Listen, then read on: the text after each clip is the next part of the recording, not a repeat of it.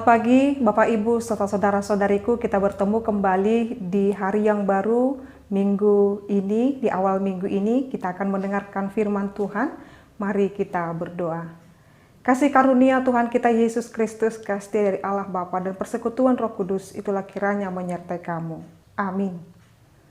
Bapak Ibu serta saudara-saudariku yang terkasih dalam nama Tuhan kita Yesus Kristus, firman Tuhan untuk kita pada hari ini yaitu yang tertulis dalam kitab Wahyu pasal 11 ayat 15. Lalu malaikat yang ketujuh meniup sangkakalanya dan terdengarlah suara-suara nyaring di dalam surga, katanya, pemerintahan atas dunia dipegang oleh Tuhan kita dan Dia yang diurapinya, dan Ia akan memerintah sebagai Raja sampai selama-lamanya. Demikian pembacaan firman Tuhan. Bapak Ibu serta saudara-saudariku yang terkasih di dalam nama Tuhan kita Yesus Kristus, kita semua mengetahui bahwasanya kitab Wahyu sering juga disebut dengan kitab apokaliptik, yaitu kitab yang penuh dengan nubuatan di masa depan, penglihatan akan masa depan. Panatapion tu julu. Jadi apa yang terjadi, apa yang dikisahkan di dalam kitab Wahyu ini merupakan pemberitahuan kepada seluruh umat bahkan sampai saat ini bahwasanya pemerintahan Allah itu adalah kekal adanya.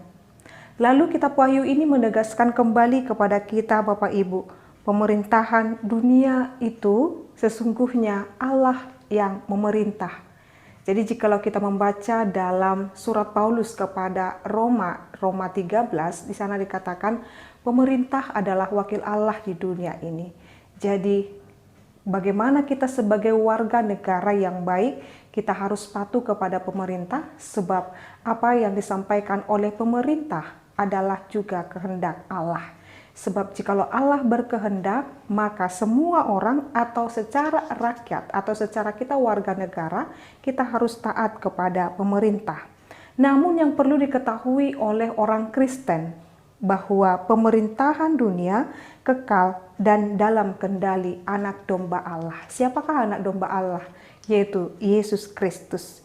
Yesus Kristus adalah pemerintah atas segala bangsa-bangsa. Jadi pemerintahan yang kita lihat pada saat ini, terkhusus juga pemerintahan negara kita Indonesia, adalah juga dalam kendali Allah, dalam kendali Yesus Kristus. Jadi dia juga yang memerintah bangsa-bangsa, bukan hanya bangsa Indonesia, bukan hanya negara Indonesia, tetapi bangsa-bangsa atau negara-negara yang ada di dunia ini. Nanti dapat kita baca di dalam Mazmur 99 ayat 1, di mana dia juga memerintah atas segala bangsa-bangsa. Dan juga secara khusus bangsa-bangsa yang marah, Allah dapat mengendalikannya dan dapat memerintahkan di dalam setiap kehendak dan kedaulatan Tuhan.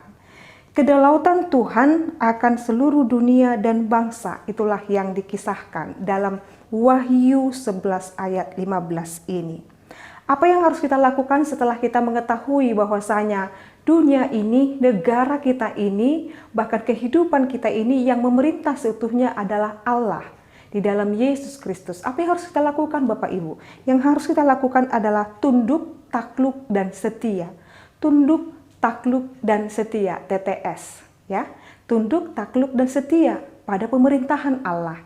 Jikalau Allah memerintahkan supaya kita melakukan hidup di dalam kasih, maka kita harus turut dalam perintah itu.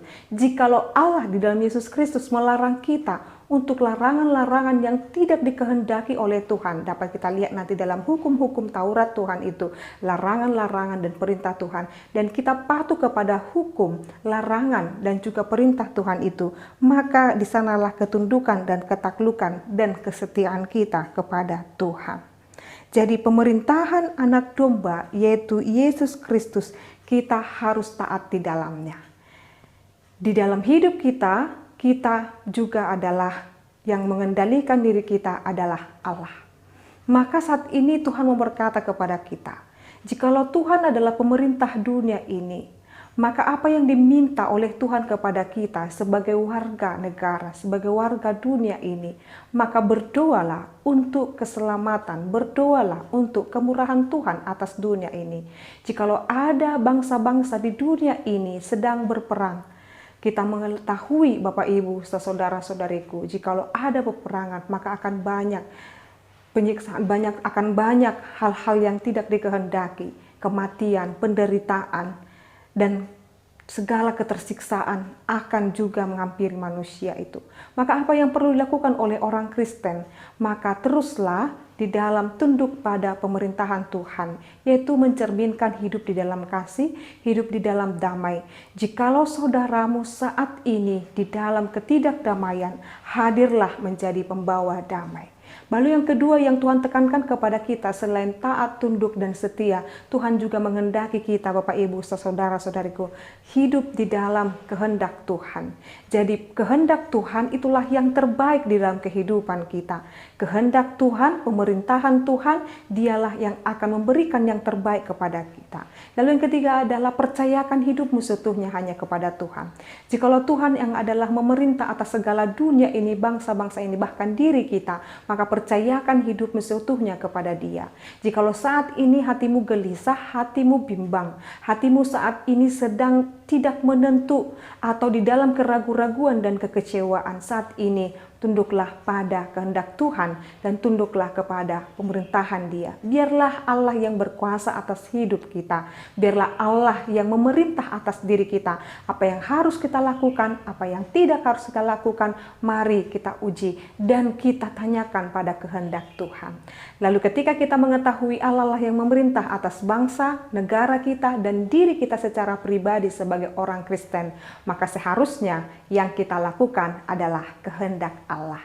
Selamat menikmati pemerintahan Allah di dalam dirimu, yakin dan percaya pada perlindungan dan pemeliharaan Tuhan. Amin, kita berdoa. Kami bersyukur ya Allah Bapa kami buat firman-Mu yang boleh kami dengarkan. Engkau adalah Allah kami yang dapat memerintah seluruh dunia ini karena Engkau adalah pencipta seluruh dunia ini. Maka biarlah kami taat tunduk hanya kepadamu saja. Dan kami tetap setia Tuhan sekalipun banyak hal yang membuat kami tergoda untuk meragukan kuasa-Mu, tetapi melalui firman-Mu mengingatkan kami untuk kami tetap setia kepadamu saja Tuhan.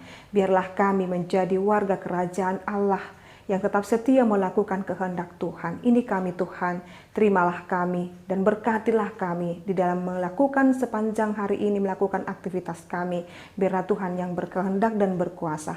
Hanya padamu-lah Tuhan kami berdoa, sebab kami yakin dan percaya Engkau merencanakan yang terbaik dalam hidup kami. Dalam nama Yesus Kristus kami telah berdoa dan mengucap syukur.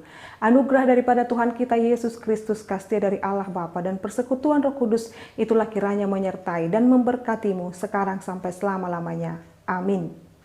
Selamat pagi Bapak Ibu, saudara-saudariku. Tuhan Yesus memberkati. Shalom.